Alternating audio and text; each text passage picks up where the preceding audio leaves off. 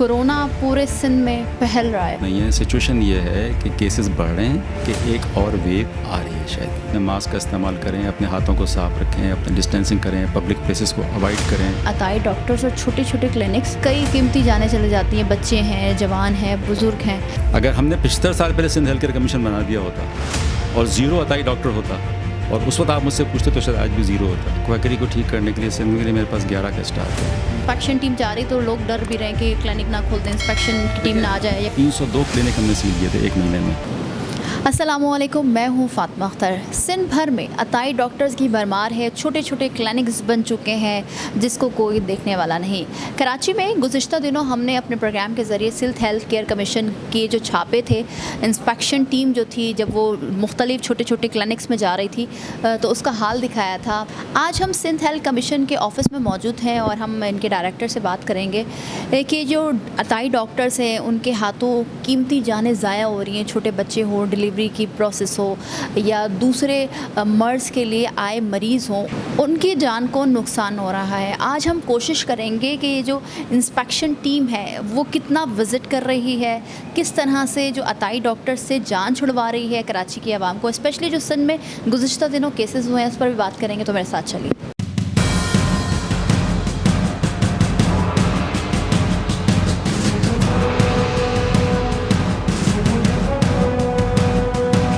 जी, इस वक्त मेरे साथ मौजूद हैं सिंध हेल्थ केयर कमीशन के CEO एहसन कबीर साहब। एहसन कबीर साहब, आपके वक्त का बहुत शुक्रिया। जिस तरह अभी हमने प्रेस कॉन्फ्रेंस सुनी आपकी, आपने मुख्तलिफ मौज़ूआत पर बात करी, मगर शुरू में जो आपने इब्तिदा में कहा था कि कोरोना पूरे सिंध में फैल रहा है, तो उस हवाले से आप पहले तो ये बता दीजिए, जिस तरह से हम रिपोर्ट्स देख रहे हैं मीडिया के ज़रिए, न्यूज़ के ज़रिए, कि बहुत सारे केसेस आ रहे हैं, मगर ये दूसरा कोई कोरोना की दूसरी शक्ल है, तो उसके बारे में पहले आप मुझे बता दीजिए। देखिए, अभी तक ये डिसाइड नहीं हुआ कि इसकी कौन सी शक्ल है, ये इसका वेरिएंट अभी फाइंड आउट नहीं हुआ है। लेकिन सिर्फ अभी जो रिपोर्ट हुआ है वो ये हुआ है कि पिछले 90 दिन का अगर आप डेटा देखें तो 90 दिन में ट्रेंड ये चल रहा था कि रोज़ाना पूरे पाकिस्तान में 40-45 केसेस डिटेक्ट हो रहे थे जो आप PCR टेस्ट कर रहे थे। लेकिन पिछले 5-6 दिनों में सडनली एक थोड़ा जंप आया है उसके अंदर, जो कि ख़ास तौर पे सिंध के प्रोविंस में, ख़ास तौर पे कराची और हैदराबाद में आया है, मेनली कराची में। तो नंबर ऑफ़ केसेस बढ़ना शुरू हुए हैं और ये केसेस एक्चुअली वो नहीं हैं जो कि मार्केट में हैं। ये सिर्फ वो केसेस हैं जो PCR टेस्ट कराते हैं अपना। पिछली 2-3 वेव में मरीज़ों में एक अवेयरनेस आ गई है और मरीज़ अब ख़ास तौर पर अपना एक रैपिड एंटीजन टेस्ट जो मार्केट में इजीली अवेलेबल है और जो बता देता है कि वो पॉजिटिव हैं या नेगेटिव हैं, उसका घर में ही खुद टेस्ट कर रहे हैं। और मुझे कई ऐसे लोगों के बारे में पता है कि वो पॉजिटिव हैं लेकिन वो किसी डेटाबेस का हिस्सा नहीं है। तो नंबर ज़्यादा है जो कि रिपोर्ट हो रहा है। तो इसमें एक ख़ास बात तो कहने की ये है कि जब ये बढ़ता है तो ज़ाहिर बात है कि अभी हॉस्पिटल में इतने एडमिशन्स नहीं हुए हैं। जब हॉस्टल में एडमिशन हो जाते हैं तो हमें ये पता पड़ता है कि इस वाले स्ट्रेन से या इस वाले वेरिएंट से कितनी सीवियर डिजीज़ हो रही है और वो फिर कौन सा वेरिएंट है, जब तक उसको आप रिसर्च नहीं करते पता नहीं लगता आपको। तो अभी सिर्फ सिचुएशन को आप इतना रखिए, पैनिक फैलाने की ज़रूरत नहीं है। सिचुएशन ये है कि केसेस बढ़ रहे हैं, इसका मतलब है कि वी आर एंटिसिपेटिंग कि एक और वेव आ रही है। शायद हम प्रोटेक्ट करें, अभी से प्रोटेक्ट करें ताकि आगे जाके ये फैले ना। बिल्कुल वही जो पुरानी गाइडलाइन है वही गाइडलाइन है कि अपने मास्क का इस्तेमाल करें, अपने हाथों को साफ रखें, अपने डिस्टेंसिंग करें, पब्लिक प्लेसेस को अवॉइड करें, अननेसेसरी जगहों पर ना जाएं, जहां बिल्कुल काम कर जाने के लिए ज़रूरत हो वहां जाएं। यही सारी प्रोटेक्शन है इसकी। एहसन कबीर साहब, अब हम बात कर लेते हैं जिस तरह से आज आपने प्रेस कॉन्फ्रेंस की कि सिंध के कुछ केसेस थे जो आपने जिक्र किया, मगर कराची भर में, हम कराची की बात कर लें तो कराची भर में अताई डॉक्टर्स और छोटे छोटे क्लिनिक्स जिनके पास उनकी डॉक्टरी की भी एक सर्टिफिकेट नहीं है उनके पास, वो मौजूद हैं और वो आवाम का इलाज कर रहे हैं, जिससे कई कीमती जानें चले जाती हैं, बच्चे हैं, जवान हैं, बुज़ुर्ग हैं। तो इस सिलसिले में क्योंकि गुज़िश्ता दिनों हमने भी आपकी टीम के साथ प्रोग्राम किए थे, तो जिस तरह से प्रोसेस होता है, एक जाकर इंस्पेक्शन टीम जाती है और इंस्पेक्ट करती है सारी चीज़ों को, तो आपको क्या लगता है कि अब जाहिर से बात है वो तादाद बढ़ रही है अताई डॉक्टर्स की, तो इनको कंट्रोल करने के लिए सिंध हेल्थ केयर कमीशन की टीम क्या कर रही है और इसको कैसे काबू में पाया जाएगा? देखिए, हमारा एक प्रोसेस है जिसमें हम किसी भी अताई डॉक्टर को या किसी ऐसी प्रैक्टिस को जो कि जायज़ नहीं है उसको हम इंस्पेक्शन करते हैं। उसमें 2-3 चीज़ें हो सकती हैं। एक इंस्पेक्शन हम करने जाते हैं तो हमें पता लगता है कि ये अताई डॉक्टर है, क्वैक है। एक जगह हमें पता लगता है कि अताई डॉक्टर नहीं है, ये डॉक्टर है लेकिन कुछ डेफिशिएंसीज हैं इसके पास। एक जगह पता पड़ता है कि ये डॉक्टर है और कंप्लाइंट है, अभी तीनों ऑप्शन हो सकते हैं जब हम जाते हैं। तो हमारी फ़र्ज़ कीजिए मैं दिन में 100, एक दिन में मेरे पूरे सिंध में 100 विज़िट करता हूँ, तो 100 में से शायद मैं कोई 25 सील कर दूँगा, 25 जगह पर ये पता लगेगा कि वार्निंग देना पड़ेगी, और 20 जगह पे ये पता पड़ेगा कि ये बिल्कुल सही डॉक्टर थे, और शायद 5-6 जगह पे बंद मिलेंगे हमें। तो अब हमारे पास जो रिसोर्सेज हैं हम उसी तरह पे काम कर सकते हैं, हमारा एक प्लान बनता है, उस प्लान के तहत हमें करना पड़ता है। दूसरी बात ये कि हमारे प्लान में हम अकेले नहीं होते, हमारे प्लान में हमारे साथ हेल्थ डिपार्टमेंट की टीम भी होती है और हमारे साथ लॉ इन्फोर्समेंट भी होती है। तो इन सब की टीम जब तश्कील दी जाती है तो वो साथ जाकर इंस्पेक्शन करते हैं।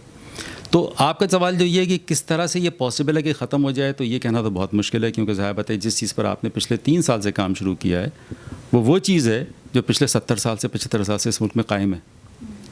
अगर हमने 75 साल पहले सिंध हेल्थ केयर कमीशन बना दिया होता और ज़ीरो अताई डॉक्टर होता, और उस वक्त आप मुझसे पूछते तो शायद आज भी ज़ीरो होता, लेकिन जब लाखों अताई डॉक्टर आ गए तो आपने कमीशन बनाया। तो अब आप अगर फ़र्ज़ कीजिए 100 बंद कर रहे हैं तो कहीं 200 खुल भी तो रहे हैं। कुछ जगहों से ये भी बात पता चलती है और ये कहा जाता है कि जब आपकी टीम जाती है उस पर बात सेटलमेंट भी हो जाती है, ऑफ द रिकॉर्ड सेटलमेंट होती है, और उसके बाद दूसरे दिन तीसरे दिन ये डॉक्टर जो है वो अपनी चेयर पर आके बैठ के मरीज़ों का इलाज भी कर रहा है, क्लिनिक भी खुल जाता है, फिर उसके बाद टीम बार बार उसको चेक एंड बैलेंस नहीं करती है।